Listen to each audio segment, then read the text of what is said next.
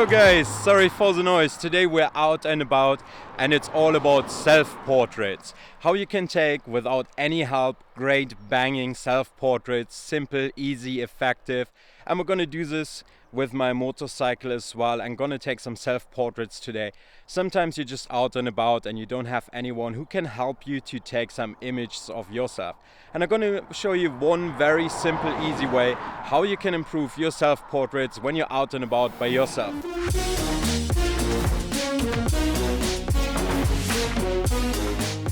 So we're gonna use a classic 85mm portrait lens, and also we're gonna use a 35mm for a bit of wider shots for the whole situation. And that's literally all you need. You need a camera and a lens and potentially a tripod, and that's all you need to get smashing pictures. And sorry again for the noise, guys. It is pretty noisy here right now because we are literally on a street.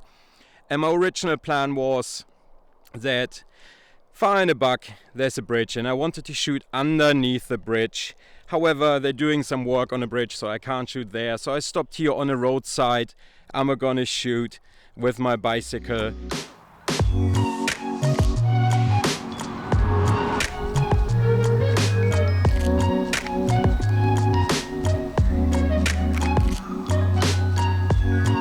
So my method is very simple and easy when shooting myself. So basically we're shooting with the 85mm on the aperture of f2.8, ISO 200, and I dialed my shutter speed in accordingly to the weather. And then also we're shooting raw to have the most flexibility later in post.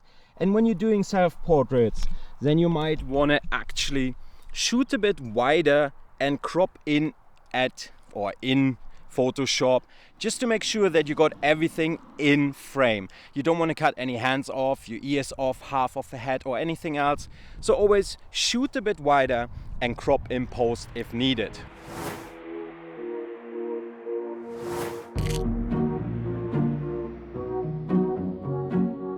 Also, when doing self-portraits, always make sure that you take as many different angles as possible, or you take some close-ups, go as close as possible, but keep in mind, shoot wide enough still that you can crop in post if needs to be. And then get detail shots like when your foot is somewhere down, or you want to have some detail shots of your watch, or anything similar which is important for you when you're doing stuff like this. And then also mix it up between landscape and portrait mode, just to get as much flexibility as possible into your self-portraits. And now we're going to take some portrait orientated images, and then I'm going to tell you what sort of mode I use and how and why this mode works the best for me when taking my self-portraits.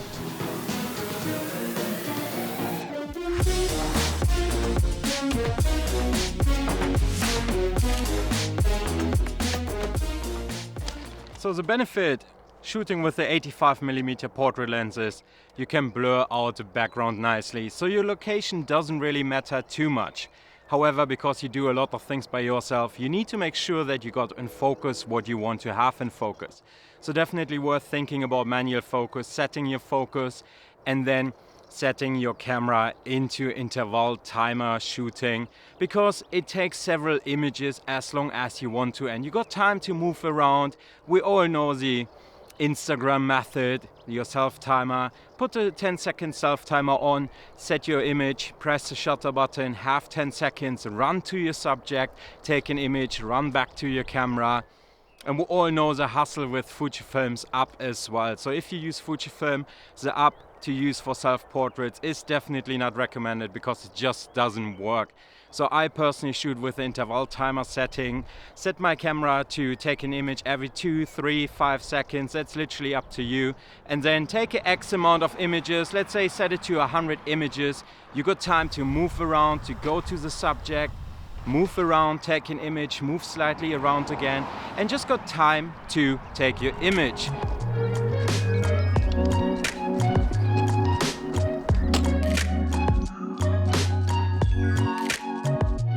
You only only need a camera, a lens and a tripod, and it really doesn't matter if it's a 35mm, 50mm or even an 85mm.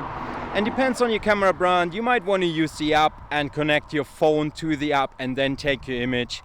However, I found the interval timer or interval shooting the best option, and it gives you a lot of flexibility. You can move around in between shots. The only little downside is you need to make sure that you got a good SD card, and your SD card is quite big as well, because you will take quite a few images. So with that said today guys, very simple, easy as you have seen. Just keep in mind that when you shoot by yourself, take your time, go shoot as many pictures as you can, change your angle, go low, go high, go medium. And again guys, I do apologize for the noise today, but we are outside. So with that said, have some fun, give it a try, see what works for you.